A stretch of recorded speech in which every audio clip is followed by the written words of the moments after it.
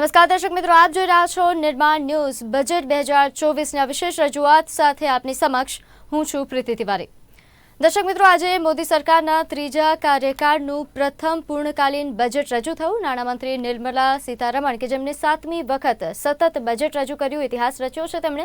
પરંતુ આ બજેટથી જેવી આશા અપેક્ષાઓ હતી, ઘણી આશા અપેક્ષાઓ પૂરી નથી થઈ તેવું માનવામાં આવી રહ્યું છે, ખાસ કરીને મધ્યમ વર્ગીય લોકો માટે. ઓવરઓલ આ બજેટ કેવું રહ્યું તે આજે ચર્ચા કરવી છે, જાણવું છે કોના માટે આ બજેટ કેવું સાબિત થાય છે તે ચર્ચા કરીશું. અને આ ચર્ચા કરવા માટે હાલ મારી સાથે 3 મહેમાનો ઉપસ્થિત છે. મારી સાથે ભાજપથી નેતા સંજીવ મહેતા, કોંગ્રેસથી નેતા ડોક્ટર નિકુલ પટેલ અને જાણીતા એવા સીએ મયુર મોઢા ઉપસ્થિત છે. પહેલા તો આ ત્રણેયનું નિર્માણ ન્યૂઝ પર સ્વાગત છે. શરૂઆત સંજીવભાઈ આપનાથી કરું છું. પહેલા તો ચર્ચાની શરૂઆતમાં બજેટ પર પ્રતિક્રિયા તો લઈશ, સાથે સાથે એ પહેલો સવાલ જે કદાચ અત્યારે દરેક મધ્યમ વર્ગીય વ્યક્તિના મનમાં હશે કે જેવી અપેક્ષા હતી ત્રીજા કાર્યકાળની ભાજપના મોદી સરકારના, એવું બજેટ નથી મળ્યું. મધ્યમ વર્ગ માટે આ વડાપ્રધાન નરેન્દ્રભાઈ મોદી જેની આ ત્રીજી સરકાર અસ્તિત્વમાં આવી છે, પહેલા બીજા કાર્યકાળ અને ત્રીજા કાર્યકાળ દરમિયાન પણ મધ્યમ વર્ગને કેમ ભૂલી શકાય. ભારતીય જનતા પાર્ટી એ મધ્યમ વર્ગના ઉત્થાન માટે કટિબદ્ધ છે.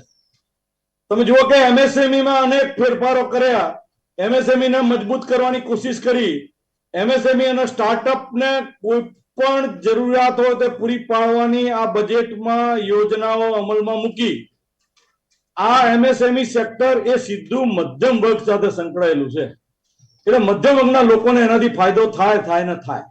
બીજી વાત કે શિક્ષાનું બજેટ, આપને ખબર હશે કે શિક્ષણનું બજેટ તમે જુઓ તો આ જે બજેટ છે એની અંદર 1,25,638 કરોડ રૂપિયા ફાળવ્યા. આ શિક્ષણનું બજેટ છે એ આડકતરી રીતે મધ્યમ વર્ગને મદદ કરે.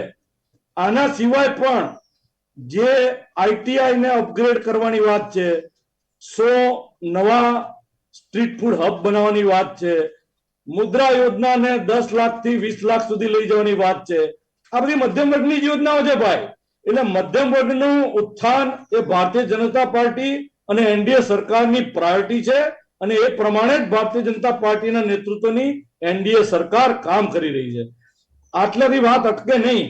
મને જો સમય જો આપવાનો હોય તો મારે તમને એમ કહેવું છે, માત્ર એક સવાલ ઉપર પણ, કે ભાઈ આ જે સરકાર છે એ સરકાર કંઈક નવું અને ભારત દેશ માટે વધારે લાભદાયી વાતો કરવા માટે, નાવીન્ય સર્જવા માટે ટેવાયેલી છે.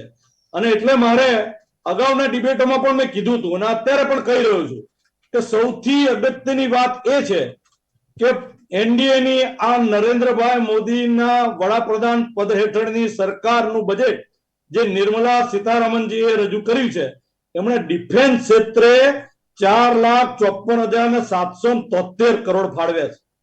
તમે જો ડિફેન્સ ક્ષેત્રે આપણે અત્યાર સુધી બીજા ઉપર જ આધાર રાખવો પડતો હતો. એક નાની વસ્તુ લેવી હોય ને તો આપણે રશિયા કે અમેરિકા પાસે દોડી જતા હતા. એની સામે ભારતને ડિફેન્સ ક્ષેત્રે આત્મનિર્ભર કરવાનું બીડું ઝડપીને આજે ભારત શસ્ત્રો વિદેશને આપી રહ્યું છે, બીજા દેશોને આપી રહ્યું છે. એ પરિસ્થિતિ ઊભી કરી છે. એટલે એને સેલ્યુટ કરી એટલું ઓછું છે. આ બજેટમાં એમણે જે જોગવાઈ કરી છે એનાથી ભારતના લોકોમાં એક સનસનાટી છે અને એ લોકો બહુ આવકારે છે. સાથે સાથે રૂરલ ડેવલપમેન્ટ, એગ્રીકલ્ચર સેક્ટર એ આપણું ગ્રોથ એન્જિન છે. કારણ કે ભારત ખેતી પ્રધાન દેશ છે. એ ખેડૂત ઉદ્ધાર અને ખેતી પદ્ધતિ વધારે સરળ અને વૈજ્ઞાનિક પદ્ધતિથી થાય, સરળ થાય, માલ સરળતાથી વેચાય, એના માટે ભારતીય જનતા પાર્ટીની નરેન્દ્રભાઈ મોદીની નેતૃત્વની આ એનડીએની સરકાર કટિબદ્ધ છે અને એના માટે કરોડો રૂપિયા ખર્ચવા માટે કટિબદ્ધ છે. 1,51,851 કરોડ રૂપિયાનું બજેટ આ બજેટમાં ફાળવી દીધું છે. તમે વિચારો કે બજેટ ફળવાય ને, એ ઘર હોય એ ઘરની અંદર કેટલા પૈસા છે ને, એ પૈસા કયા દીકરાને કેટલા આપવા છે ને, એની ઉપરથી દીકરાના વિકાસ માટેની પરિપૂર્તિ થાય. તો એગ્રીકલ્ચર સેક્ટરને આટલું મોટું બજેટ ફાળવ્યું એ બહુ મોટી વાત છે અને એગ્રીકલ્ચર સેક્ટર વધારે વધારે આગળ વધશે. વાત ત્યાંથી ના અટકે. વાત આ આઈટી અને ટેલિકોમનો જમાનો છે. આ આઈટી અને ટેલિકોમ ક્ષેત્રે યુવાનો થનગની રહ્યા છે. અમેરિકાની સિલિકોન વેલી હોય કે કેનેડાનો વસતો વિદ્યાર્થી હોય કે આઈટી પ્રોફેશનલ હોય, એ પણ આજે તમે ચેટ જુઓ ને નિર્મલા સીતારામનજીની, તો એમાં કેનેડાથી એક આપણા ગુજરાતી છોકરાએ લખ્યું છે કે આઈટી અને ટેલિકોમમાં આટલું બધું ડેવલપમેન્ટ જો કરવાના, આટલું બધું તમે ફાળવવાના હોત તો હું કેનેડા થી ભારત આવવાનું ફરી વિચારીશ. જોઈ શકો તમે 1,16,342 કરોડ ન ભૂતો ન ભવિષ્યથી. હેલ્થ ડિપાર્ટમેન્ટ કે આયુષ્યમાન કાર્ડ યોજના બહુ જ સક્સેસ થઈ, એને વાહી થાય અને 70 વર્ષથી ઉપરના તમામ લોકોને ફ્રી આયુષ્યમાન કાર્ડ 5 લાખ રૂપિયા ભારત સરકાર દ્વારા, અને ગુજરાતમાં તો 5+5 એ 10 લાખ રૂપિયા ગુજરાતમાં મળે. અને એની સાથે સાથે મારે કહેવું જોઈએ, દુઃખ સાથે કહેવું જોઈએ કે પેલી દીદીની સરકાર, ટીએમસી ની સરકાર અને પેલા શરાબ ગોટાળા વાળા કેજરીવાલની સરકાર, એ લોકો આયુષ્યમાન કાર્ડનો લાભ એની જનતાને આપતા નથી અને ખોટી રીતે જનતાને આયુષ્યમાન કાર્ડ નો લાભ લેતા અટકાવે છે. એટલે એ લોકોએ પણ આ પુનઃ વિચાર કરવો જોઈએ. એનર્જી સેક્ટર સૌથી મહત્વનું સેક્ટર છે ઉદ્યોગ સાહસિકો માટે અને તમામ લોકો માટે પણ. ગુજરાતની અંદર બિનપરંપરાગત ઉર્જાનો સ્ત્રોત સોલાર પેનલ દ્વારા આપણે સૂર્યના જે પ્લાન્ટ નાખ્યા છે એના દ્વારા વિશ્વમાં એક સુવર્ણ ચિહ્ન ઉભું કર્યું છે કે આટલી બધી સોલાર શક્તિ એનર્જી આપણે ઉત્પન્ન કરીએ છીએ કે બીજા રાજ્યોમાં પણ થાય. એ માટે સોલાર પેનલનો ભાવ પણ આ બજેટમાં ઘટાડ્યો છે. આ સોલાર પેનલ અને કુલ મળીને એનર્જી સેક્ટરમાં 68,769 એટલા કરોડ રૂપિયા સરકારે ફાળવ્યા છે. આજે સરકારના રૂપિયા ફળવાયા છે ને એ સીધે સીધા વપરાવાના છે. દિવંગત વડાપ્રધાન આદરણીય શ્રી રાજીવ ગાંધીએ એવું કીધું હતું કે શું કરું, હું 1 રૂપિયા ફાળવું છું ને 85 પૈસા લોકો ખાઈ જાય છે અમારા, અને 15 પૈસા લોકો સુધી પહોંચે છે. એની સામે ભારતીય જનતા પાર્ટીએ ભ્રષ્ટાચાર સામે જે ઝુંબેશ ચલાવી છે અને આ બધા જ પૈસા સીધા લોકો માટે ઉપયોગ થાય એના માટે જનધન યોજના લાગુ પાડીને પહેલા દરેકના આપણે બેંકમાં ખાતા ખોલી દીધા અને ત્યારબાદ કિસાન સન્માન નિધિ હોય તો કિસાન સન્માન નિધિના 6,000 રૂપિયા 2,000 સ્લોટમાં સીધા એને મળે અને આ વખતે પણ મળે, ચાલુ રહેશે. સંજીવભાઈ, તોય તેમ છતાંય આટલી મહેનત કરવા છતાં, આવી યોજના બનાવવા છતાંય ભ્રષ્ટાચાર તો ઓછો નથી થયો મોદી સરકારમાં પણ. એના તો હકીકત આપણે ગુજરાતમાં જોઈએ છીએ દાખલાઓ. ડોક્ટર નિકુલ, આપની પાસે આવું છું. ઓવરઓલ બજેટ પર વિપક્ષ તરીકે આપની પ્રતિક્રિયા, કેવું લાગ્યું આ બજેટ? સૌ પ્રથમ તો જે રીતના બજેટ આવ્યું છે, ડેફિનેટલી લોકોના અંદર જે ઉત્સાહ જોવો જોઈએ એ ઉત્સાહ મળી નથી રહ્યો. અને સવારથી જ અલગ અલગ મીડિયાના માધ્યમથી જાણવા મળી રહ્યું છે કે લોકોને જે કારણ કે સમજી લો કે આવક અને કર મર્યાદા જે વર્ષો જૂની પેટર્ન છે અને બે ટેક્સ નીતિ જે ઇન્કમ ટેક્સ રિટર્ન છે એમાં બી લોકોને કઈ મૂળભૂત ફાયદો થયો એવું દેખાયું નથી. એટલે લોકો એવું કહે છે કે અમને એક નાની અમથી પીપરમેન્ટ આપી દીધી હોય એવું અત્યારે સૌની અનુભૂતિ પ્રાથમિક દેખાઈ રહી છે. મારા મિત્ર કહી રહ્યા હતા કે દરેક દીકરાને પૈસા આપવાની વાત જ્યારે આવે તો આજે આપણે જોઈએ કે જે રીતનું બજેટનો આઉટલે છે તો નિર્મલા સીતારામનજીએ 2021માં કીધું હતું કે ફિસ્કલ ડેફિસિટ અમે જીડીપીના 4.5% નીચે લાવીશું. એટલે કે 21 થઈ ગયું, 22 થઈ ગયું, 23 થઈ ગયું, 24 FY થઈ ગયું, FY25 ની વાત ચાલી રહી છે. અને એની અંદર બી તમે જુઓ કે આવક જે છે 32 લાખ કરોડ છે, એની સામે જાવક જે છે 48 લાખ કરોડ છે. એટલે ઓલમોસ્ટ તમે જીડીપીના 4.9% ફિસ્કલ ડેફિસિટ. એટલે આ દેવું કોના પર? તો પેલું કે ને કન્યાનો ભાર, લગ્નનો ભાર કન્યાના પરિવાર પર, એવું કઈ એક કહેવત છે ગુજરાતીમાં. એવી રીતના દેશની જનતા પર જે આર્થિક ભાર મૂકવાનો જે પ્રયત્ન સરકાર કરી રહી છે દિવસે ને દિવસે વધી રહ્યો છે. ત્રીજી વાત કરવા માંગીશ કે શિક્ષણની વાત મારા મિત્ર કરતા હતા. તો નવી શિક્ષણ નીતિ 2020માં સરકાર લઈને આવી હતી અને એમાં સ્પષ્ટ ઉલ્લેખ હતો કે જીડીપીના 6% જેટલું અમે શિક્ષણમાં ઇન્વેસ્ટ કરીશું. પરંતુ આજે એ વસ્તુને બી આજે તમે જોઈ લો 2020, 21, 22, 23, 24 અને આ 24 ચાલી રહ્યું છે એટલે ઓલમોસ્ટ 5 વર્ષ થઈ ગયા, પણ જીડીપીના 6% તો દૂરની વાત છે. જે આંકડો બોલ્યા છે ને એ કદાચ જીડીપીના 0.5% આજુબાજુ છે. તો આ વસ્તુ બતાવે છે કે સરકાર એવું કહે છે કે વિકસિત ભારત માટેનું આ પરિકલ્પના વાળું બજેટ છે. છેલ્લા 10 વર્ષથી દર વખતે એ જ સાંભળવામાં આવે છે. હું તો મારા મિત્રને જાણવા માંગીશ કે છેલ્લા 5 બજેટમાં એવી તો કઈ વસ્તુઓ બતાવો કે જે તમારું રિપીટેટિવ નથી, અને તમે એવું કઈ બતાવો કે તમે 5 વર્ષ પહેલા જે કીધું હોય એ તમે પરિપૂર્ણ કર્યું હોય.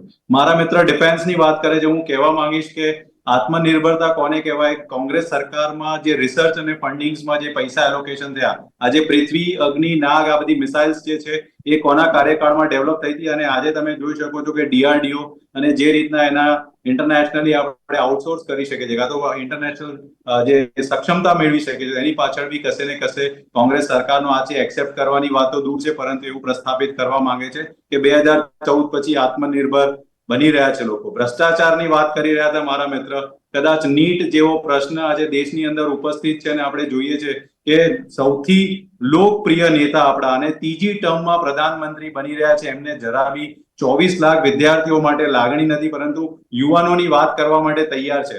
મારા ખ્યાલથી જે રીતના એપ્રેન્ટિસ એક્ટ અને જે પહેલા વર્ષમાં પૈસા આપવાની વાત છે, એ તો કોંગ્રેસના મેનિફેસ્ટોનો બેઠો ઉઠાયેલો અને આંકડો છે. અને મજબૂરી કા નામ મહાત્મા ગાંધી જેવું આ બજેટ તમને ખાસ જોવા મળે છે બિહાર અને આંધ્રપ્રદેશની અંદર સ્પેશિયલ એલોકેશન સાથે જોવા મળે છે. તો આ સમગ્ર ઘટનાક્રમની અંદર સત્તામાં ટકી રહેવા માટેના જે ઉપાયો સરકાર દ્વારા કરવામાં આવી રહ્યા છે એ કદાચ વધારે દેખાઈ રહ્યા છે. અને આમ જનતાની જે લાગણીઓ છે એ પછી મોંઘવારી હોય, શિક્ષણ હોય, હેલ્થ હોય, દરેક જગ્યાએ લોકોને એક નિરાશા અનુભવી રહે છે, કારણ કે મલ્ટી લેયર્સ ટેક્સ સ્ટ્રક્ચરની અંદર લોકો પીસાઈ રહ્યા છે. અને વન નેશન વન ટેક્સની વાત કરતા લોકો હજી બી સમગ્ર દેશની અંદર આ વસ્તુ પ્રસ્થાપિત કરી નથી શક્યા, અને એના માટેનો બી ઠીકડો જો ફોડવો હોય તો કોંગ્રેસના માથે ફોડવા માટે હંમેશા તૈયાર હોય છે. જી, આપણી સાથે અર્થશાસ્ત્રી આત્મન શાહ જોડાઈ ગયા છે. એમનું પણ સ્વાગત કરીએ. આત્મનભાઈ, આપનું સ્વાગત છે નિર્માણ ન્યૂઝ પર. તમારી પાસે આવું આત્મનભાઈ. પહેલા મયુરભાઈ, આપની પાસે આવું છું એક સીએ તરીકે. પહેલા તો આ સમગ્ર જે બજેટ આવ્યું તેનું વિશ્લેષણ આપે કઈ રીતે કર્યું, કેવું લાગી રહ્યું છે આ બજેટ, અને સાથે સાથે ટેક્સમાં જે બદલાવની વાત છે, બદલાવ તો થયો છે, પરંતુ આ તો ઊંટના મોઢામાં જીરા જેવી વાત નથી. હવે એમાં છે ને, આપણે બજેટને બે ભાગમાં વેચી શકીએ. એક તો ઉદ્યોગો અને વેપારીઓ માટે બજેટમાં શું જોગવાઈઓ કરવામાં આવી છે, અને એક મધ્યમ વર્ગ માટે બજેટમાં શું જોગવાઈઓ કરવામાં આવી છે, એટલે કે સામાન્ય નાગરિકોને જે ડાયરેક્ટ ટેક્સ અફેક્ટ કરે છે એમાં શું ચેન્જીસ કરવામાં આવ્યા છે. તો આપણે જોઈએ તો ઉદ્યોગો માટે અને જે વેપારીઓ માટે જે છે એ બજેટમાં ઘણી બધી સારી જોગવાઈઓ કરવામાં આવી છે. જેમ કે ઇન્ફ્રાસ્ટ્રક્ચરમાં 11,11,111 કરોડની ફાળવણી છે. એના સિવાય જે રૂરલ ડેવલપમેન્ટમાં 2.66 લાખ કરોડની ફાળવણી છે. એગ્રીકલ્ચરમાં 1.52 લાખ કરોડની ફાળવણી છે. આ સિવાય જે છે એ એમએસએમઈ માટે 100 કરોડનું અલગથી એક સ્કીમ વાળું ફંડ ઊભું કરશે, અને જેમાં જે છે એ અલગથી લોન આપવામાં આવશે અમુક સ્પેસિફાઈડ ઉદ્યોગો માટે. એના સિવાય જે મુદ્રા લોન છે એ 10 લાખની લિમિટ વધારી અને 20 લાખ કરવામાં આવી છે. અને આ સિવાય જે છે એજ્યુકેશન માટે જે ફાળવણી છે એ એજ્યુકેશન, એમ્પ્લોયમેન્ટ એન્ડ સ્કિલિંગ માટે 1.48 લાખ કરોડની ફાળવણી કરવામાં આવી છે. અને એમાં સ્પેસિફિક બે લોનની, એક સ્કિલ લોનની જોગવાઈ કરવામાં આવી છે, અને એક education loan support four loan up to 10 lakhs ની જોગવાઈ કરવામાં આવી છે. એટલે જે આ બધા મુદ્દાઓ જે છે એ પ્રમાણે આપણે જોઈએ તો ફાળવણી જે છે એ સેક્ટર વાઇઝ, અને બીજું કે સરકારે એક જે છે બજેટની પ્રાયોરિટીઝ એવા 9 સેક્ટર આઈડેન્ટિફાઈ કરી અને એ રીતે બજેટમાં ફાળવણી કરી છે. પણ આ બધી વસ્તુઓ જે છે એ ફાળવણી ઉપરથી બજેટરી થતી હોય છે. પણ આપણે જનરલી આપણે ત્યાં બજેટનું એનાલિસિસ જે છે ગયા બજેટ અને ગયા બજેટનું જે ટર્મ હતી એના પછી એમાં કેટલો બજેટનો ઉપયોગ થયો એનું કે એનાલિસિસ કે એનો કોઈ પ્રોગ્રામ થતો નથી. એ આપણે જો કરીએ એકચ્યુઅલ, તો આપણને ખબર પડે કે જે બજેટમાં ફાળવણી, સપોઝ કે એક એક્ઝામ્પલ લઈએ કે એમએલએ અથવા તો જે છે અને 2 કરોડનું જે ફંડની ફાળવણી થતી હોય, પણ એમાંથી કેટલા એમણે આખા વર્ષ 5 વર્ષના ટર્મમાં દર વર્ષે 2 કરોડ એવી રીતના કઈ છે જોગવાઈ, તો કેટલો ઉપયોગ કર્યો એ રીતના નક્કી થાય. આ બજેટ જે છે એ નાણાંની ફાળવણી છે કે ટોટલ એક્સપેન્ડિચર 48.21 લાખ કરોડ, જેમાંથી જે છે ટેક્સ રિસીપ્ટ જે છે એ 32 લાખ કરોડની છે, અને government aims to reach deficit of 4.5% of next year, અને 14.1 લાખ કરોડ જે છે એ ડેપ્ટ બોરોવિંગ થ્રુ ગવર્મેન્ટ મેળવશે. એટલે આ એક બજેટરી એલોકેશન છે. હવે એ એલોકેશન કઈ રીતના ઉપયોગમાં લેવાશે અને કઈ રીતના પ્રોગ્રેસ થશે એ જોવાનું રહ્યું નેક્સ્ટ 5 યર્સમાં. અને આ સિવાય જે છે, હવે આપણે ટેક્સ બાબતમાં ચર્ચા કરીએ તો જીએસટી માં તો નહીં માત્ર ચેન્જ જે કરવામાં આવ્યા છે એવું કહી શકાય, કસ્ટમમાં અમુક જે છે ડ્યુટીઝ અને જીએસટી ના અમુક રેટ જે છે એ ઉપર નીચે કરવામાં આવ્યા છે. ઇન્કમ ટેક્સમાં જે લોકોની એક્સપેક્ટેશન હતી કે મહત્વના સુધારાઓ કરવામાં આવશે, જે ખરેખર કરવામાં આવ્યા નથી. ખાલી 1-2 સુધારાઓ કરવામાં આવ્યા છે જે બી એડવર્સ ઇફેક્ટ કરે એવા કહી શકાય. જેમ કે short term capital gain tax છે એ 15% હતો અત્યાર સુધી, એ 20% કરવામાં આવ્યો છે. અને જે લોંગ ટર્મ કેપિટલ ગેઇન છે વિથઆઉટ ઇન્ડેક્સેશન 10% અને વિથ ઇન્ડેક્સેશન 20% હતો, જે 12.5% ફોર ઓલ એસેટ એવો કરવામાં, જે બજેટ સ્પીચમાં એવી જાહેરાત કરવામાં આવી છે, જેના પર હમણાં મેં એક મેસેજ આવેલો છે કે એમાં નાણામંત્રી અત્યારે કઈ ક્લેરિફિકેશન આવ્યું છે કે 2001 પહેલાની એસેટ હોય તો લાગુ નહીં પડે. એટલે ટેક્સ સિસ્ટમને ઈઝી કરવાને બદલે જે ટેક્સમાં એવા અંદર ચેન્જીસ કરી અને ટેક્સ સિસ્ટમ આખી ક્લમઝી બનાવવામાં આવી રહી છે. અને એ સિવાય જે છે ન્યૂ રિજીમ અને ઓલ્ડ રિજીમ, એ બે ઇન્કમ ટેક્સમાં રિજીમ ચાલે છે અત્યારે. તો જૂની રિજીમમાં કોઈ પણ ચેન્જ કરવામાં આવ્યા નથી. નવી રિજીમમાં એક નાનકડો ચેન્જ કરવામાં આવ્યો છે કે 0 થી 3 લાખ સુધી અને 3 થી 6 લાખ સુધી જે 5% રેટ હતો એને બદલે 3 થી 7 લાખ સુધીની આવક સુધી 5% ટેક્સ રેટ રહેશે. પછી આગળ જે છે 7 થી 10, 10 થી 12 અને 12 થી 15 એમાં કોઈ ચેન્જીસ કરવામાં આવ્યો નથી. આ સિવાય એક સ્ટાન્ડર્ડ થશે. ઘણા લોકો જે અત્યારે આપે વાત કરી કે 17,500 જેટલો ફાયદો થશે આ બદલાવથી, પરંતુ આશા તો 60,000 જેટલી લોકો રાખીને બેઠા હતા અને આટલો કમથો જ બદલાવ થયો છે. એટલે બેન આમાં કેવું છે કે 17,500 બી અત્યારે નિર્મલા સીતારમન બેને જે બજેટમાં જાહેરાત કરી એમાં કીધું. હવે સપોઝ કે અત્યારે ટેક્સ રિજીમ જે છે એમાં 7,10,000 આવક હોય તમારી, તો તમને રિબેટનો કોઈ પણ બેનિફિટ થતો નથી. એટલે તમારે પૂરેપૂરો ટેક્સ જે છે બેઝિક એક્ઝેમ્પશન થી લઈ અને 7,10,000 સુધીની આવક સુધી ભરવો પડે છે. એટલે આ બધી જાહેરાત જે છે બજેટમાં કરવામાં આવે છે, પણ એનું કેલ્ક્યુલેશન એકચ્યુઅલમાં અલગ હોય છે. અત્યારે આપણે એ અંદરમાં કેલ્ક્યુલેશનમાં નહીં પડીએ, કેમ કે ગયા વર્ષે જે જાહેરાત કરવામાં આવી હતી સેક્શન 87A એમાં બી અત્યારે ઇન્કમ ટેક્સની યુટિલિટી 5મી જુલાઈથી ચેન્જ કરવામાં આવી છે ઇન્કમ ટેક્સ પોર્ટલ દ્વારા. અને શોર્ટ ટર્મ કેપિટલ ગેઇનમાં તમારી માની લો કે 3.5 લાખ આવક હોય તો પણ તમારે શોર્ટ ટર્મ કેપિટલ ગેઇન જે છે એ તમારે ઇન્કમમાં હોય તો એના પર તમારે ફ્લેટ 15% ટેક્સ ભરવાનો, એમાં રિબેટ મળતી નથી. જે ઇન્કમ ટેક્સના કાયદામાં લખેલું નથી, પરંતુ ઇન્કમ ટેક્સની યુટિલિટી પ્રમાણે ટેક્સ એવી રીતે ગણાઈ રહ્યો છે.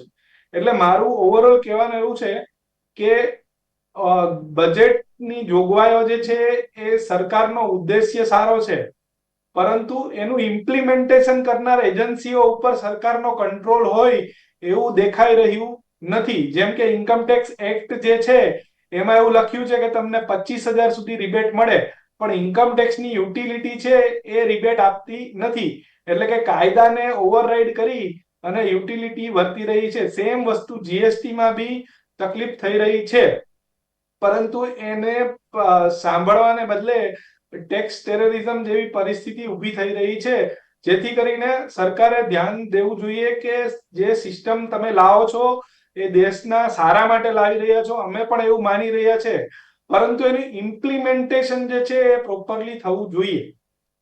બિલકુલ. આત્મનભાઈ, આપનાથી પ્રતિક્રિયા લઈશ આખા બજેટને લઈને વિગતવાર, પરંતુ હાલ સમય થયો છે એક નાનકડા વિરામનો. વિરામ બાદ ફરી મળીએ.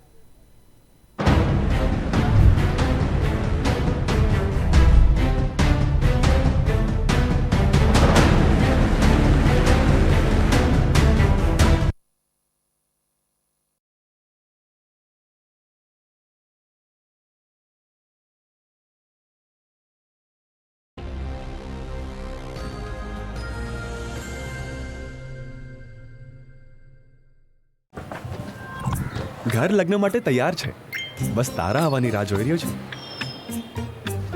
નવું ફર્નિચર, નવો પેન્ટ, નવું ટીવી, નવું ઇન્ટરનેટ કનેક્શન, નવો કેબલ. કેબલ? 1 કલાક સુધી દળશું. હા. ખૂબ જ સરળ પરિવાર છે. તેમની પાસે હાઈ સ્પીડ બ્રોડબેન્ડ પણ નથી.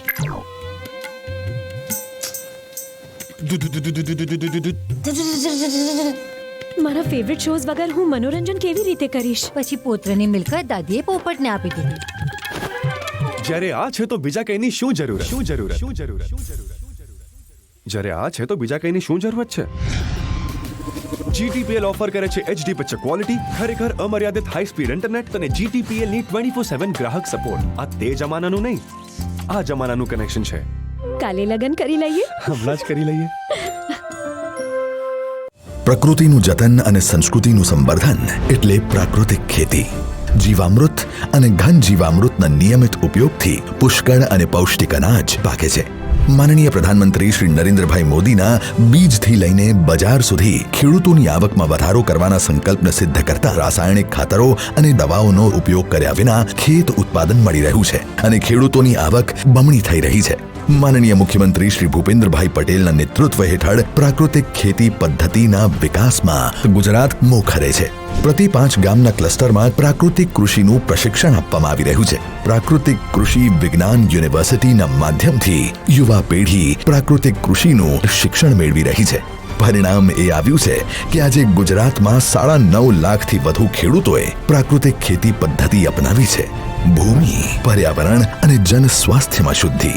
પ્રાકૃતિક ખેતીથી સાચા અર્થમાં સમૃદ્ધિ.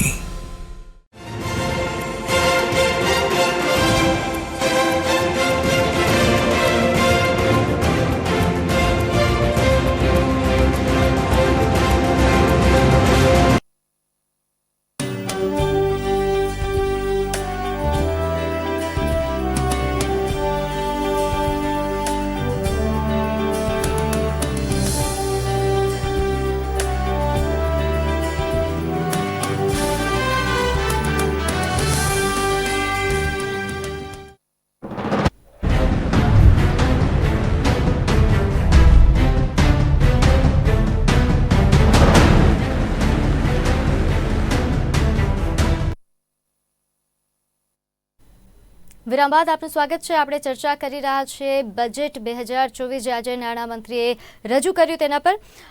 આત્મનભાઈ, અર્થશાસ્ત્રી તરીકે પહેલા તો આ બજેટ પર આપની પ્રતિક્રિયા જાણવા માંગીશ. કેવા પ્રકારનું આ બજેટ લાગી રહ્યું છે? બજેટમાં જે ક્ષેત્રો ઉપર ખાસ કરીને ભાર મૂકવામાં આવ્યો છે તેમાં છે યુથ, મહિલાઓ અને એમ્પ્લોયમેન્ટ.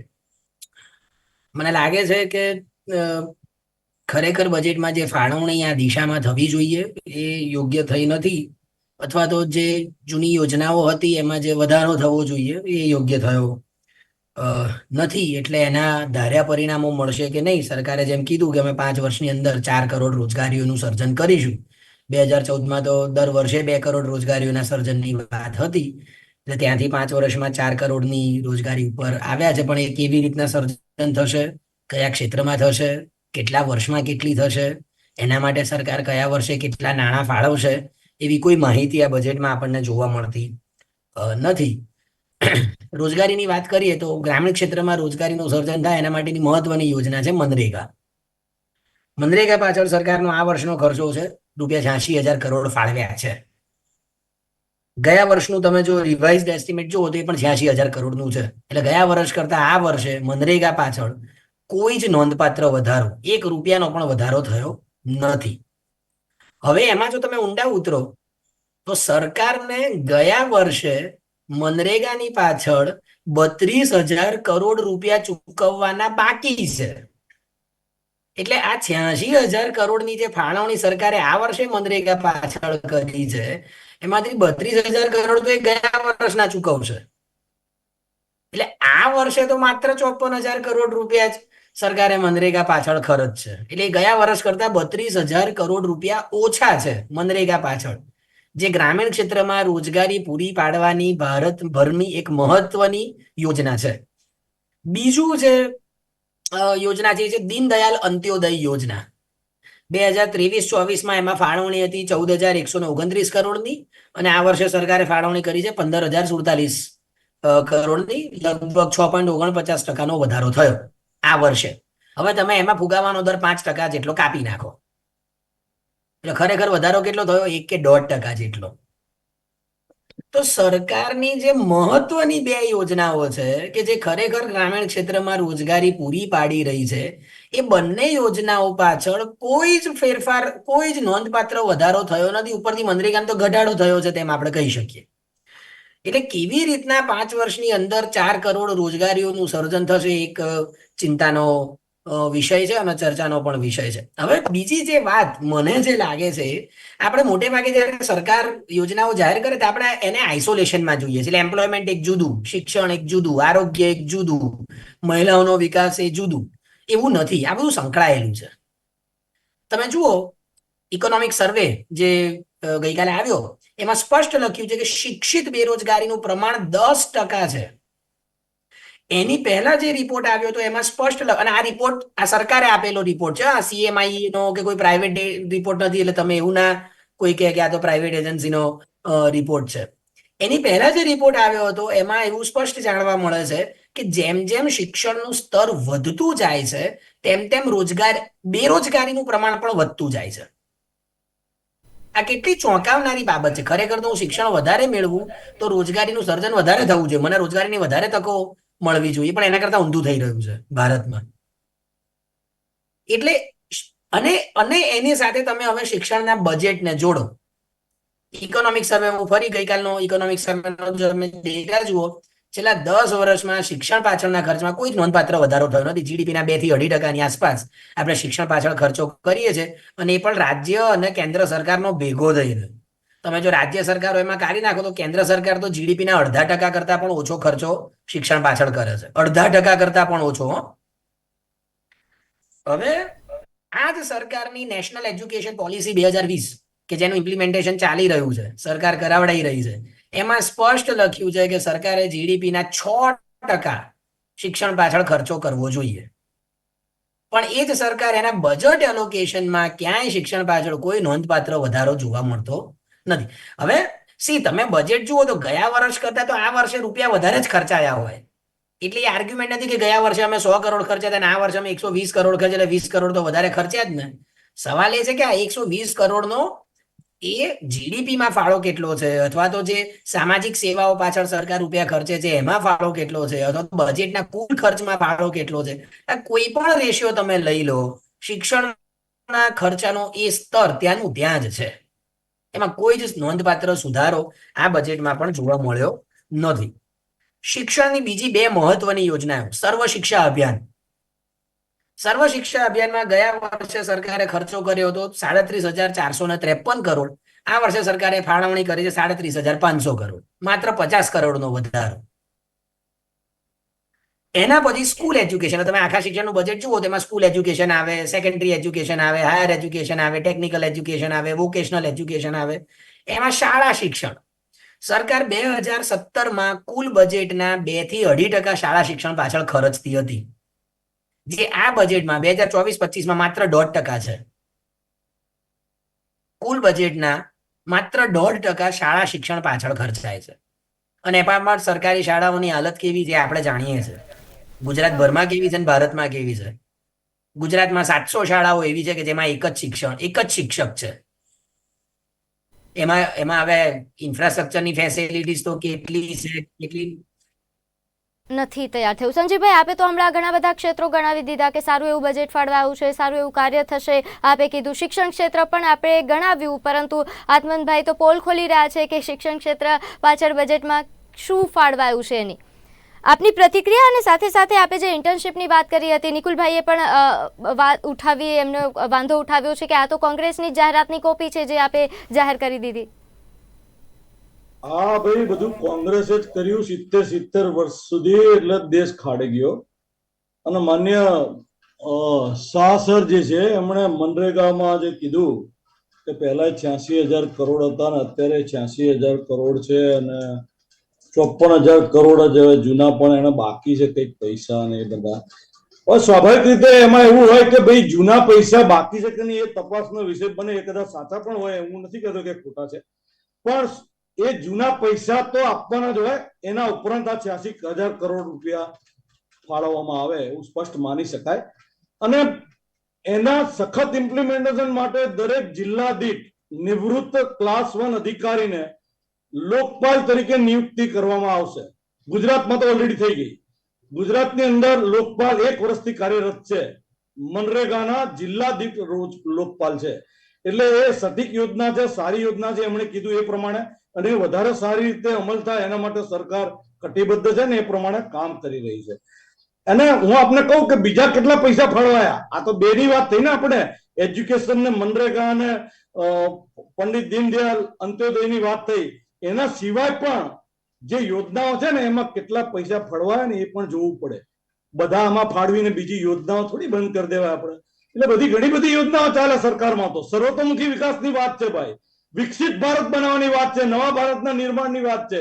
ત્યારે એક વૃક્ષ હોય એ ધીમે ધીમે મોટું થાય, વડ બને મોટું, એ રીતે આગળ વધવાની વાત આ બજેટની અંદર કરવામાં આવતી હોય છે.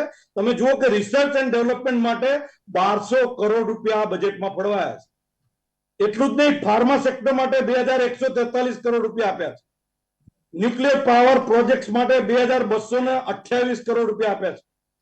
સેમી કન્ડક્ટર માટે 6903 કરોડ રૂપિયા આપ્યા છે. સોલાર પાવર કે એનર્જી સેક્ટરનું બહુ જ મહત્વની વાત, એ સોલાર પાવર માટે 10,000 કરોડ રૂપિયા આપવામાં આવ્યા છે. ડાયરેક્ટ બેનિફિટ ટ્રાન્સફર જે એલપીજી ગેસનો થાય ને ભાઈ, એનામાં 1500 કરોડ રૂપિયા આપવામાં આવ્યા છે. પ્રાકૃતિક ખેતી એટલે પ્રાકૃતિક ખેતી કરતા હતા ખેડૂતો, પ્રાકૃતિક ખાતર વાપરે અને એ રીતે આપણે રસાયણ મુક્ત જમીન બનાવી શકીએ એના માટે 100 કરોડ રૂપિયાની સખાવત, ઉદાર સખાવત આની અંદર બજેટમાં આપવામાં આવી છે. એટલે માત્ર 2-3 યોજના નહીં, પણ આટલી જબરજસ્ત જાજરમાન યોજનાઓ આપવામાં આવી છે. અને બધી યોજનાઓનો સટીક અમલ થશે. એટલે હું આપને કહી શકું, વિશ્વાસ આપી શકું કે આવનારી આવતીકાલે એના ઉચ્ચ પરિણામો આપણને હાંસલ થશે. પણ આપણે કેટલાક સારી બાબતોની પણ અહીંયા ઉલ્લેખ કરીએ. ગુડ ન્યૂઝ છે ને, એ પણ કેટલીક વાર આપણે ચર્ચવા જોઈએ. આપણે જરા વિચારીએ કે અહીંયા સસ્તું શું થયું, એ કોઈ વાત કરીએ તો વધારે મજા આવત કે ભાઈ સસ્તું શું કર્યું આ બજેટમાં. તો કેન્સરની દવા, જીવલેણ રોગ કેન્સર, એને અંદર પૈસા ના હોય લોકો પાસે, દવા ખૂબ મોંઘી, એ કેન્સરની દવા સસ્તી થાય એવો પ્રયત્ન આ બજેટમાં થયો.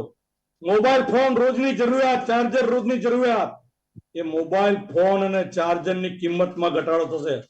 વાત ત્યાંથી ના અટકે, સોના અને ચાંદીના ઘરેણા પણ સસ્તા બનશે, સોના અને ચાંદીના ભાવ ઘટશે. એટલે આ ગૃહિણીઓ અને ઓલ ઓવર એસ્પેક્ટમાં જાઓ તે આવકારદાયક પગલું ગણાશે. એક્સરે મશીન એ પણ સસ્તું થયું છે. સોલાર પેનલ, કે જે આ સોલાર પેનલ ખૂબ જ મહત્વનું છે એનર્જી સેક્ટર માટે. ગુજરાતે તો સોલાર પાર્ક બનાવીને ન માત્ર દેશ પણ દુનિયાને સીમાચિહ્ન બતાવ્યું છે કે આટલા મોટા સોલાર પાર્ક બનાવીને કેટલી વીજળીનું ઉત્પાદન કરી શકાય છે. અને સૂર્યઘર યોજના દ્વારા દરેક ઘરને પોતે જાતે જ એ વીજળી ઉત્પાદન કરે. ખાલી રેવડીઓ નહીં આપી દેવાની કે તને મફત, પણ એ પોતે આત્મનિર્ભર બને અને વધારાની વીજળી સરકાર પોતે લઈ લે અને પૈસા મળે, એ પ્રકારની યોજના સૂર્યઘર યોજના અમલમાં મૂકી છે. વાત અહીંથી ના અટકે, ચામડાની વસ્તુઓ પણ સસ્તી થવાની છે. અને લિથિયમ બેટરી એ પણ સસ્તી થવાની છે. એટલે આવા ગુડ ન્યૂઝ પણ છે. એ ગુડ ન્યૂઝ ની પણ જરા ચર્ચા કરીએ તો બજેટનું પાસું જે છે, સારું પાસું, એ લોકોને ખબર પડે. અને એટલા માટે મેં આ વાત કરી. બહુ સારી વાત. અને ઘણા બધા ગુડ ન્યૂઝ પણ આપ્યા, એ પણ આપે જણાવ્યું. સૌથી પહેલાં આપણે કેન્સરની વાત કરી, પણ મારો સવાલ એ છે કે આપણે ત્યાં કેન્સર થાય જ નહીં એના માટે થોડોક પ્રયાસ કરવાની જરૂર છે. પર્યાવરણ ક્ષેત્રે તો બજેટ એટલું ફાળવાતું જ નથી. નિકુલભાઈ, આપની પાસે આવું છું. જે રીતે સંજીવભાઈએ વાત કરી, ઘણા બધા સારા બદલાવ પણ થયા છે. ખાસ કરીને જે છૂટ મળી છે સોના ચાંદીને લઈને, આ ઉપરાંત પણ જે ગણાવ્યું ઈવી સેક્ટર પર અને એનર્જી સેક્ટર પર સારું એવું બજેટ ફળવાયું છે, એ સારી બાબત છે.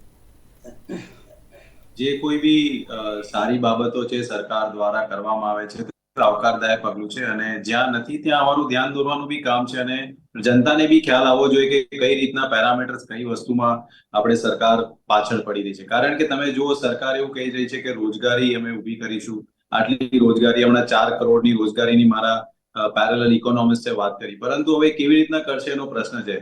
તમે જો વાઇબ્રન્ટ સમિટ, ઇન્ટરનેશનલ સમિટ, એના દ્વારા શું કહેવાય કે MOUs તો થાય છે, પરંતુ એ MOUs કેટલા ફૂલફિલ થાય છે એનો કશે રોડ મેપ નથી, એના કશે વ્હાઇટ પેપર્સ અવેલેબલ નથી.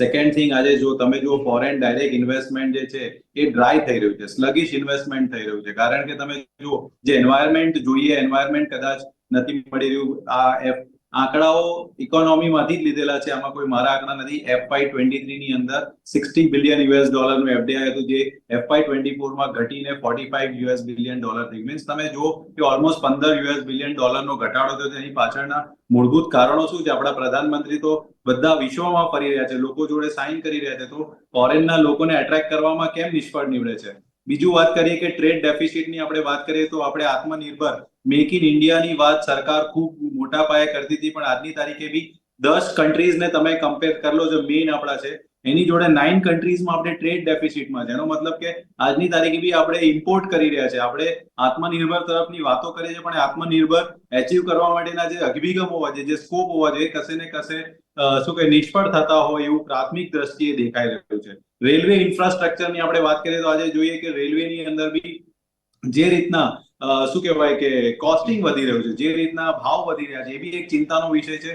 અને તમે જુઓ કે પ્રાઇવેટાઇઝેશન જરૂરી છે, પણ જે રીતના પ્રાઇવેટાઇઝેશન તરફ જઈ રહ્યા છે, તો શું ડેફિનેટલી એનો ફાયદો કોને થવાનો છે? તો એ બી એક પ્રશ્નાર્થ ચિહ્ન છે. હમણાં જ હાલ એક સજેશન રેલવે બોર્ડની અંદર આવ્યું છે કે ભાઈ કોઈ સામાન્ય નાગરિક ટ્રેનમાં મુસાફરી કરશે તો એને સબસિડાઇઝ રેટથી એને ટ્રેનનો ફેર મળશે, પરંતુ જો એ જ વ્યક્તિ કશે પોતાના કામથી નીકળશે, ક્યાં તો પોતે કોર્પોરેટ તરીકે નીકળશે, તો એને ઓલમોસ્ટ $1.50 ચૂકવવાના રેકમેન્ડેશન સરકારમાં થયા છે. તો શું આ બધા ઇમ્પ્લિમેન્ટેશન થશે તો એનો સીધો ફાયદો કોને થશે ને નુકસાન કોને થશે? તો આ બધી જ વસ્તુ સમગ્ર ઘટનાક્રમ જ્યારે બહાર આવે છે તો દેશની જનતાને એ જોવાનું રહ્યું કે એમને મૂળભૂત કેટલો ફાયદો થયો છે.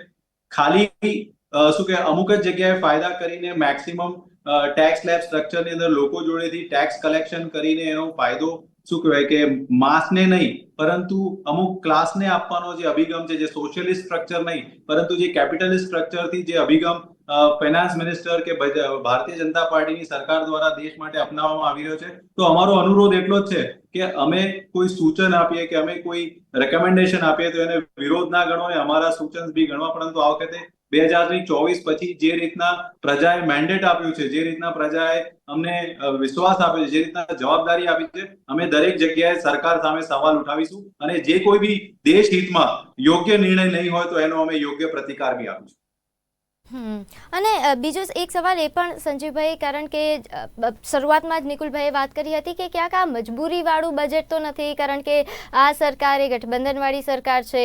બિહારમાં જે પહેલાં ઘણા લોકોએ આશા રાખી જ હતી કે આવું જ થશે, કે બિહારમાં વધારે ફાળવાશે પૈસા, આંધ્રપ્રદેશમાં ફાળવાશે, અને એવું જ થયું છે. ભલે રાજ્યનો જે વિશેષ રાજ્યનો દરજ્જો નથી આપ્યો, પરંતુ વિશેષ ફાળવણી થઈ ગઈ છે બજેટમાં બિહારને. એવું હોતું નથી ભાઈ. એમાં એવું છે કે સર્વતોમુખી વિકાસ જ્યારે કરવાનો હોય, આ સમતોલ વિકાસ જ્યારે કરવાનો હોય સમગ્ર દેશનો, ત્યારે જે થ્રસ્ટ એરિયા હોય એ થ્રસ્ટ એરિયામાં પૈસા આપવામાં આવે તો એને આ રીતે મૂલવવું એ બરોબર નથી. તમે ઓરિસ્સા રાજ્ય જુઓ તો ઓરિસ્સા રાજ્યમાં જેટલું કામ કરીએ એટલું ઓછું છે, બિહારમાં જેટલું કામ કરીએ એટલું ઓછું છે. અને ટુરિઝમ ક્ષેત્રે બિહારમાં જો બોધી ગયા ને પૈસા આપણે આપીએ અને એમાં પણ વિરોધ કરવામાં આવે કોંગ્રેસ પાર્ટી દ્વારા, ભગવાન બુદ્ધનું એક તીર્થ ડેવલપ કરવામાં એમને તકલીફ હોય તો એમને મુબારક છે.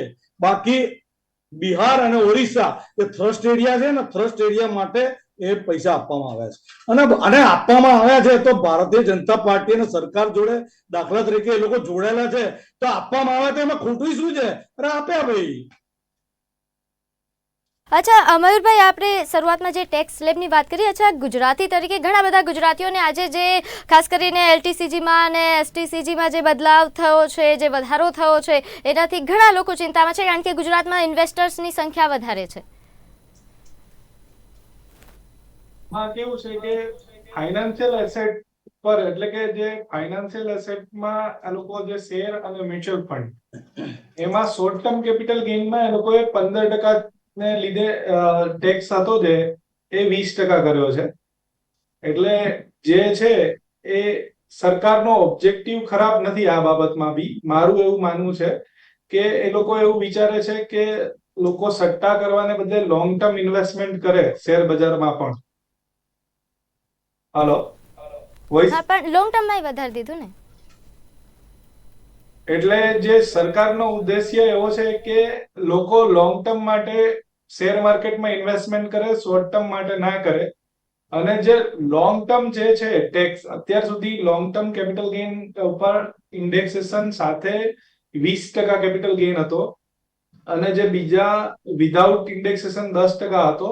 તો એ બધા જ long term capital gain tax જે છે એ ફ્લેટ 12.5% નો રેટ એક ફિક્સ કરવામાં આવ્યો છે. અને આ સિવાય એક જે છે એ ટેક્સેશનમાં બીજું એક મહત્વનો ફેરફાર શેર બજારને લઈને એવો બી કરવામાં આવે છે કે અત્યાર સુધી કોઈ પણ કંપની જે છે એના શેર બાયબેક કરે તો એ જે છે એક્ઝેમ્પ્ટ ઇન્કમ હતી શેર હોલ્ડર માટે, એટલે કે જે સામાન્ય પબ્લિક માટે એ ટેક્સેબલ નથી. એ કંપની જે છે એ ટેક્સ પેમેન્ટ કરતી હતી અને સામાન્ય પબ્લિક માટે સેક્શન 1034A માં એ બાદ મળતા હતા એક્ઝેમ્પ્ટ ઇન્કમ તરીકે. જ્યારે હવેથી એ જે છે બાયબેક પણ ટેક્સેબલ થશે શેર હોલ્ડર માટે. એ એક સુધારો કરવામાં આવ્યો છે આ બજેટમાં. એટલે જે ઇન્વેસ્ટરો છે એમને એવું કોઈ ગભરાવાનું કે પેનિક જેવી પરિસ્થિતિ ઊભી થાય એવી નથી વસ્તુ, પરંતુ short term capital gain tax થશે. શોર્ટ ટર્મ કેપિટલ ગેઇન થશે તો એના પર એને જે 15% ટેક્સ ભરવાનો હતો એને બદલે હવે 20% ટેક્સ ભરવો પડશે. અને long term capital gain tax income થશે તો એના પર જે છે 12.5% ટેક્સ ભરવો પડશે. એટલે ગેઇન ઉપર જ ટેક્સ છે. એટલે કોઈ ઇન્કમ પર ટૂંકમાં ટેક્સ ભરવામાં કોઈને પ્રોબ્લેમ હોઈ શકે એવી પરિસ્થિતિ નથી. પરંતુ જે ચેન્જીસ કરવામાં આવ્યા છે એમાં કઈ ક્લેરિફિકેશન આપવામાં આવશે અથવા તો આપવામાં આવ્યું છે. હમણાં એક મેસેજ મારે આવ્યો છે કે રિયલ એસ્ટેટમાં 2001 પહેલાનું તમારી ખરીદી હોય તો એમાં જે છે ઇન્ડેક્સેશનના બેનિફિટ થશે. એટલે ઇન્વેસ્ટરોએ અત્યારે વેઇટ એન્ડ વોચ જેવી પરિસ્થિતિ છે કે આમાં કોઈ ક્લેરિફિકેશન આવશે કાયદામાં. અને આ સિવાય જે છે ઇન્કમ ટેક્સમાં બીજા TDS માં થોડા ચેન્જીસ કરવામાં આવ્યા છે કે પેલા તમે જે છે ટેક્સ ડિડક્શન એટ સોર્સ જો કરતા ચૂકી જતા હતા તો એ ક્રિમિનલ લાયબિલિટી ઊભી થતી હતી કાયદા પ્રમાણે. જે હવે ક્રિમિનલ લાયબિલિટી ઊભી નહીં થાય તમારી. એ એક સુધારો આવકારણીય છે કે તમે ટેક્સમાં જે છે ભૂલ ચૂક થાય તો એમાં કઈ ક્રિમિનલ એક્ટિવિટી છે એવું કહી શકાય નહીં. અને TDS ના જે રેટ જે છે એ 5%ના જે રેટ હતા જે તે સેક્શનમાં એ 2% સજેસ્ટ કરવામાં આવ્યા છે. એ બી કેવું છે કે લિક્વિડિટી વધશે એવું ગવર્મેન્ટનું માનવું છે જે તે બાબતોમાં. એટલે વેલકમ સુધારાઓ પણ કરવામાં આવ્યા છે. આના સિવાય વિવાદથી વિશ્વાસ સ્કીમ 2024 નવી એક સ્કીમ લાગુ પાડવામાં આવી છે. રીએસેસમેન્ટ માટે સિમ્પ્લિફિકેશન તરીકે હવે 50 લાખ સુધીની એસ્કેપ ઇન્કમ હોય, એટલે કે તમે 50 લાખ સુધીની અંદરની આવકની ચોરી કરી હોય તો એમાં જે છે એ 5 years from the assessment year, 5 વર્ષ સુધી એ કેસ રીઓપન થઈ શકે. જે અત્યારે લિમિટ જે છે 6 વર્ષ હતી એ ઘટાડી દીધી છે. એટલે કે તમે ચોરી જે છે 50 લાખની નીચેની કર ચોરી કરી હોય તો 5 વર્ષ સુધીમાં અમે પકડી લઈએ તો પકડાઈ જશું તમે, નહીતર તમે છૂટા. એટલે જે લિટિગેશન્સ અત્યારે વધી રહ્યા છે ઇન્કમ ટેક્સમાં એને ધ્યાનમાં લઈને આ રીએસેસમેન્ટમાં પણ સુધારો કરવામાં આવ્યો છે. એટલે ઓવરઓલ ઇન્કમ ટેક્સમાં જે સુધારાની એક્સપેક્ટેશન હતી લોકોની કે જે આવકમાં જે સામાન્ય મિડલ ક્લાસની આવક જે છે એ અત્યારે 8-10 લાખ રૂપિયા સુધી મિડલ ક્લાસ કહી શકાય, એને બદલે ગવર્મેન્ટ એવું જ માની રહી છે કે 7 લાખ સુધી જ મિડલ ક્લાસ છે. 7,01,000 રૂપિયા કમાય એટલે એને પૂરેપૂરો ટેક્સ ભરવાનો. એટલે એ જે ડેફિનેશન્સ જે છે એ ખરેખર ધડમૂળથી સુધારા કરવાની જરૂર હતી, જે કઈ સુધારો કરવામાં આવ્યો નથી. અને લોકોનું એક્સપેક્ટેશન હતું કે ઇન્વેસ્ટમેન્ટ જે છે તમે એવી જગ્યાએ કરો કે જેમાં તમને ટેક્સ બેનિફિટ મળે. તો એવા બી કોઈ નવા ઇન્વેસ્ટમેન્ટ કે કોઈ એવી સુધારાઓ રજૂ કરવામાં આવ્યા નથી કે જેના તમને આવકમાંથી ડિડક્શન મળે. પણ સરકારનું ઓવરઓલ એવું માનવું છે કે તમે આવક કમાઓ, અમને ટેક્સ ભરી દો અને તમે આત્મનિર્ભર બની જાઓ. સરકારની જવાબદારીમાંથી સરકાર છટકી રહી છે એવું સ્પષ્ટપણે દેખાઈ રહ્યું છે. વેલફેર સ્ટેટની વ્યાખ્યા પ્રમાણે જે સરકારે બેઝિક જરૂરિયાતો, ફ્રી સર્વિસ, જે આપણે બાકી બધી વસ્તુમાં કમ્પેરિઝન જે છે આપણે અમેરિકા અને યુકે સાથે કરતા હોઈએ છીએ, તો ત્યાં જે શિક્ષણ ફ્રી છે એવું આપણે ત્યાં શિક્ષણ ફ્રી નથી.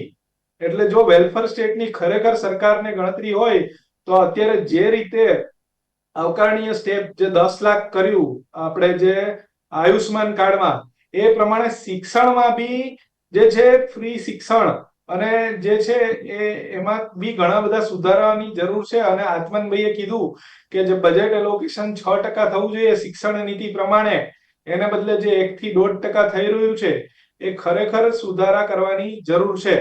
અને આ સિવાય એક વસ્તુ જે જે TDS ને લઈને મયુરભાઈ વાત કરી એના ઉપર આપની પ્રતિક્રિયા લેવી છે. સાથે સાથે ટેક્સ, કેપિટલ ગેઇન ટેક્સમાં જે અત્યારે ઇન્ક્રીઝ થયું છે, પહેલાં STT, પછી સ્ટેમ્પ ડ્યુટી અને પછી ડબલ ટેક્સેશન ઓન ડિવિડન્ડ, અને હવે કેપિટલ ગેઇનમાં પણ જે વધારો, ટેક્સમાં જે વધારો કરવામાં આવ્યો છે, અને ઓવરઓલ આપ કઈ રીતે જુઓ છો? હું ફાઇનાન્સનો એક્સપર્ટ તો નથી, એટલે મારા ખ્યાલથી મયુરભાઈ જ વધારે સારી રીતે એ કરી શકે. પણ એક વાત જે એમણે કરી તદ્દન સાચી છે કે પહેલા ઇન્વેસ્ટમેન્ટ કરવા માટેનું લોકો પાસે ઇન્સેન્ટિવ હતું, કારણ કે ટેક્સ માફ મળતી હતી કે હું આમાં ઇન્વેસ્ટમેન્ટ કરીશ તો મને આટલો ટેક્સ માફ મળશે, આમાં ઇન્વેસ્ટમેન્ટ કરીશ તો આટલો ટેક્સ માફ મળશે, જે નવા રેજીમમાં હવે રહેતો નથી. એટલે 7 લાખ રૂપિયા કરતા તમે જો વધારે કમાતા હો તો તમારે કરવેરા ભરવાના છે. ને એમાં જો હું ખોટો ના હોઉં તો એ ન્યૂ રેજીમમાં 7 લાખ પછી જો હું કોઈ ઇન્વેસ્ટમેન્ટ કરું તો એ ગણાતું નથી. બરાબર મયુરભાઈ? નથી ગણાતું.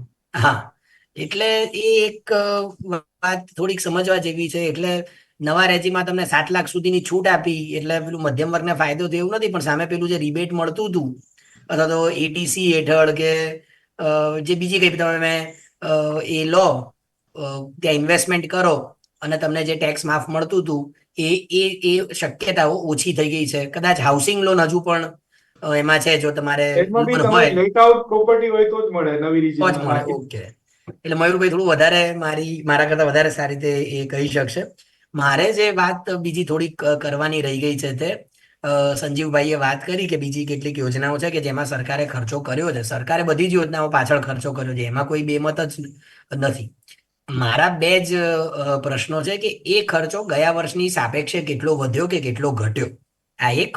અને બીજું કે એનું ઇમ્પ્લિમેન્ટેશન કેવી રીતે થશે. હવે સાહેબે કીધું કે રિસર્ચ એન્ડ ડેવલપમેન્ટ પાછળ 1200 કરોડ રૂપિયા ખર્ચ્યા છે, બરાબર, પણ ગયા વર્ષે 1178 કરોડ ખર્ચાયા હતા, એટલે આ વર્ષે 22 કરોડ રૂપિયા જ વધ્યા છે. એટલે માત્ર તમે આ વર્ષે કેટલો ખર્ચો થયો અને એનું વિશ્લેષણ તમે કરો તો એ અધૂરું છે. ગયા વર્ષની સાપેક્ષે કેટલો ખર્ચો થયો, કેટલો વધ્યો કે ઘટ્યો.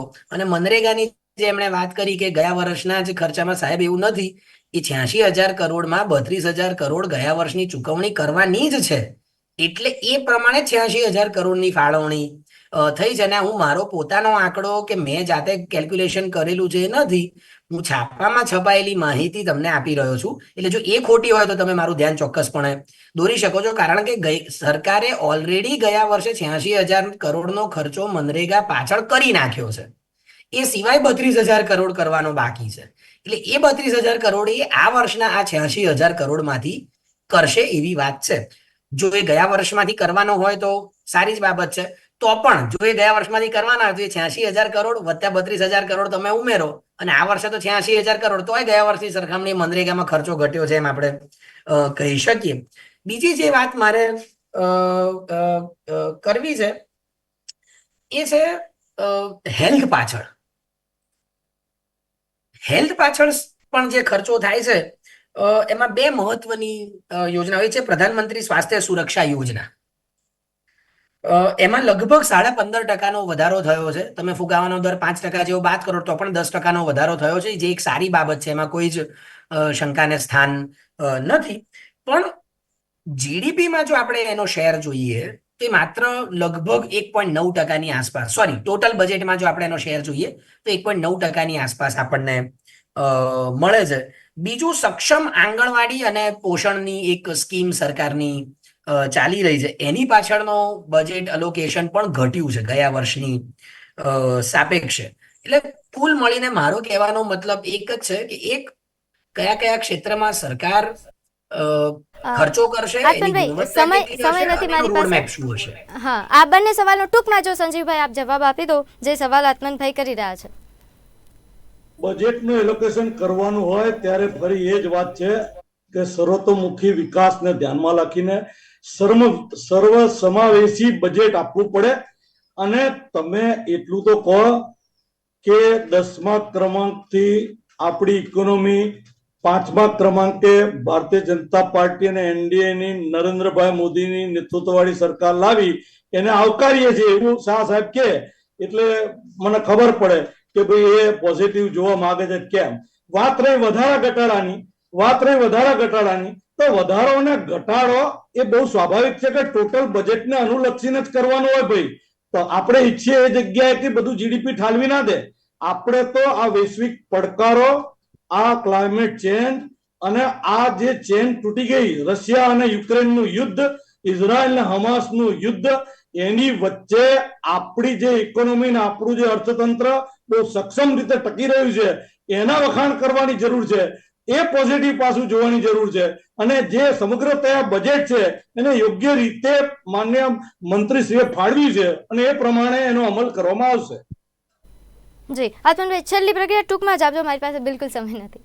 સંજીવભાઈએ કીધું કે 10મા ક્રમ પરથી 5મા ક્રમે આવી ગયા, સારી બાબત છે, હું સ્વીકારું છું, એમાં કોઈ શંકાની સ્થાન નથી. પણ મારો ખાલી એમને એ જ પ્રશ્ન છે કે એની સાથે અસમાનતા કેટલી વધી, ગરીબી કેટલી વધી ને બેરોજગારી કેટલી વધી, એની ઉપર સંજીવભાઈ મને આંકડા સાથે માહિતી આપી દે. ગરીબી રેખાની નીચે જીવતા 25 કરોડ લોકોને ગરીબીની રેખાની બહાર લાવ્યા ભાઈ ગઈ ટર્મમાં. અને ગરીબીની રેખા નીચે જીવતો માણસ કોને કહેવાય તમને ખ્યાલ હોવો જોઈએ સર. આ વખતે પણ 3 કરોડ મકાન સરકારના રિપોર્ટ પ્રમાણે મકાન આપવાની શિક્ષિત સાથે 12 વર્ગોમાં કરોડ લોકો બેરોજગારીનું પ્રમાણ 10% છે. એટલે તમે સમજો 45 વર્ષમાં કે ગરીબ સૌથી ઉત્થાન હાઈએસ્ટ એ સરકારની બેરોજગારી priority છે ભારતમાં અને એ જોવા પ્રમાણે જ કામ મળી ચાલે છે. છે. જી નિકુલભાઈ, આપની છેલ્લી પ્રતિક્રિયા. હવે સમય સમાપ્ત થઈ ગયો છે. જી, મારા ભારતીય જનતા પાર્ટીના મિત્રને પૂછ્યું કે બીપીએલ કાર્ડ બનાવવાનું કેટલા સમયથી ચાલતું નથી. બીજી વસ્તુ કે તમે ગાઈડલાઈનો, બીપીએલ ની ગાઈડલાઈનો કેટલી બદલી નાખી 2014 પછી એ તમે જણાવો લોકોને. અને જે ક્લેમ્સ કરો છો આંકડાને કેટલા સાતત્ય ભર્યા છે એ બી આપણે જોવાનું છે. ઇકોનોમિક સર્વેમાં લખેલું છે કે સરકાર પાસે બેરોજગારીના આંકડા મેળવવા માટેની કોઈ ચોક્કસ સિસ્ટમ જ નથી 10 વર્ષથી. સાચી વાત છે. આવું આ economic ત્રણેય survey માં ચારેય લખેલું મહેમાનો છે. અમારી સાથે જોડાયા. જી આત્મનભાઈ, માફ કરજો, સમય નથી. આપ ચારેય મહેમાનો અમારી સાથે જોડાયા, આપનો ખૂબ ખૂબ આભાર. તો દર્શક મિત્રો, જે રીતે અત્યારે મહેમાનોએ બજેટ પર પોતપોતાની રીતે વિશ્લેષણ કર્યું, ઘણું બધું સારું પણ બજેટમાં મળ્યું છે. હજુ પણ ઘણી બધી આશાઓ જે લોકોની હતી, મધ્યમ વર્ગની જે હતી, આ બજેટની આશાઓ એ પરિપૂર્ણ ક્યાંક નથી થઈ, પરંતુ જે થવાનું હતું થઈ ગયું. હવે આ બજેટનું ઇમ્પ્લિમેન્ટેશન સારી રીતે થાય તેવી આશા સાથે હાલ કાર્યક્રમમાં બસ આટલું જ. આપ જોતા રહો નિર્માણ ન્યૂઝ. નમસ્કાર.